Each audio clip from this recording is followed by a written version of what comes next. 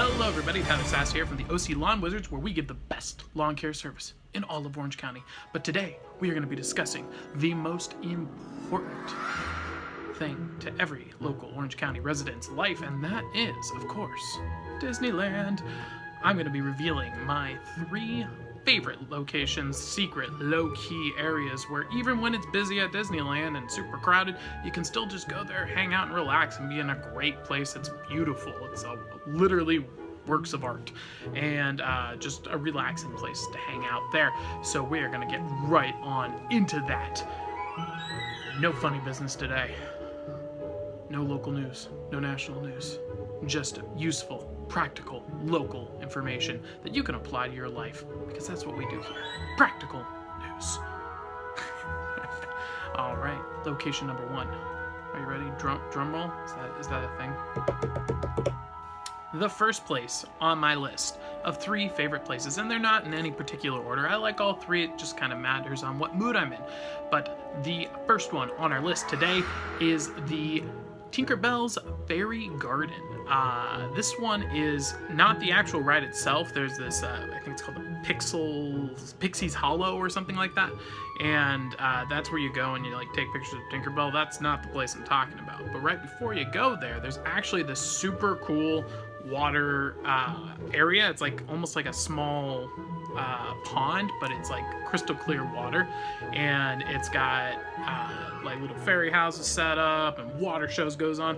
This is a very low-key area because there's no attractions there. It's just a pathway to get from 2 different places, so people typically don't stand there for very long because there's nothing to do.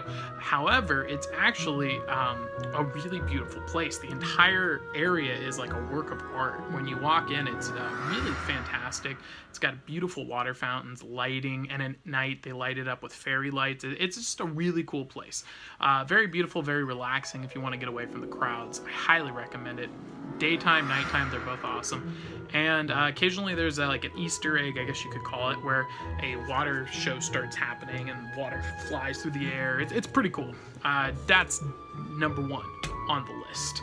That's right, I started out with the big guns, the best ones. Most people don't know about that. Sure hope this video doesn't go too viral.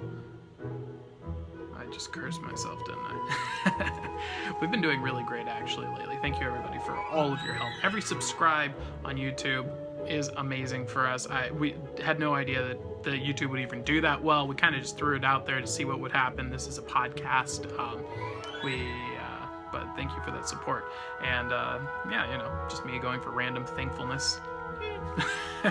And moving right on to number 2. Number 2, second favorite place in all of Disneyland. That's not true. Not all of Disneyland. It's my favorite low-key secret place where, like, when it's crowded, you just chill. You don't want to go on rides. You just want to sit there and people watch. Number 2 is Pirate Island? Pirate Lair? Formerly Tom Sawyer's Island. Let's be real here, okay? It's not, you know, technically Pirate Lair. Whatever. It's Tom Sawyer's Island location that is now called Pirate Lair. It's tricked out with Pirates of the Caribbean theme, and it's a really great place to go because it has this amazing benefit of preventing people from getting to it, because its activities are based on being physically active. And I didn't know if you're aware, but Orange County is located in America, and Americans don't really like to be active very much. So this is a very good barrier to entry. It just filters them out super fast, and you're left with only the 1% of people who are willing to be active in America. And you can go to this location. There's very few people there typically. You take a boat ride to it, and it's a really cool place. It's kind of like a park almost. It's got the like cage things where you can walk around and be like in the pirate movie, and you can just sit back, relax, watch the boats go by, see the only non-animatronic. I'm sorry, I got that backwards. Every animal in Disneyland is real except for the ducks. The ducks are animatronic. Don't trust them. You can go and watch those animatronic ducks. Whoa. Animatronic ducks. Try saying that yourself. It's very difficult. You can go sit there and relax, and there's not that many people. It's a great location, very low-key. relaxing, shady. If it's hot out, it's just a great place to chill and relax. So I recommend Tom Sawyer's Island, now known as Pirate Lair. Also, if you go into the caves, they're actually kind of creepy. You can go and like find a chest that's got Davy Jones' heart in it, and if you put your hand on it, it's still beaten, and it's like pitch black in there. It's freaky. Yeah. Number three, the last one on our list. I don't know if I should reveal this one, guys. I've already given you two of my favorites. This one's a little tricky. This one's a little weird. When you hear it, it's almost disguised within itself. And it is Toontown. Now, I know what you're thinking. What come to your mind right now? You thought, Toontown, that place is packed all the time. It's like 45-minute lines for everything. And you're right. If you're going there for the rides, pretty long waits.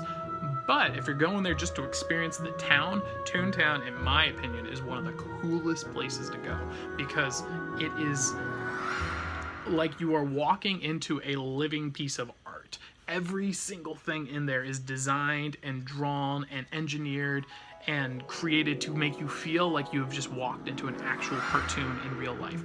Down to the benches. The benches are made uneven in that land, not in the other lands. Only in that one, to make it feel like the cartoon angles. It's amazing, and it works with the sky, and it makes the sky look like a cartoon sky. I don't know how that works with the angling and whatnot, but the whole place is just a living piece of art. So if you just go there to just relax and admire engineering and this artistic endeavor that Toontown is, I really like doing that. And there's interactive things where you can like little Easter eggs just hidden throughout the whole place. So definitely a great place to just walk around, check out, and admire some amazing architecture, really great engineering, and just attention to detail. It's just amazing. And for me, I really like it. That's why Toontown is one of my favorite towns. If not you know what? I think it's my favorite. Yeah, it's my favorite town.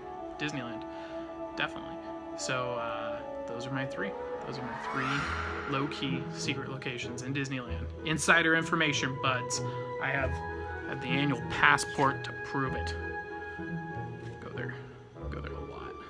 It's a great excuse, also. You know, you just go there and it's like, you go there right after work, come home, and you're like, oh, I walked 6 miles. How the heck did that happen? Pretty effective. So thank you for tuning in today.